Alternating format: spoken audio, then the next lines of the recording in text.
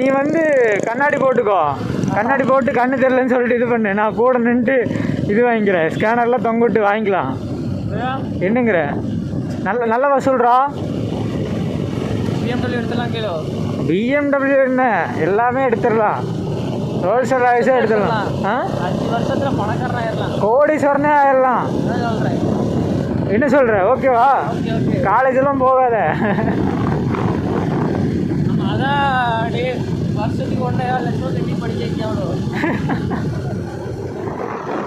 அந்த வருஷத்துக்கு 1.25 லட்சம் என்ன 10 லட்சமாக கூட கொடுத்துடலாம் வருஷத்துக்கு. டிகிரி நம்ம வாங்கிக்கலாம் காசு கொடுத்து.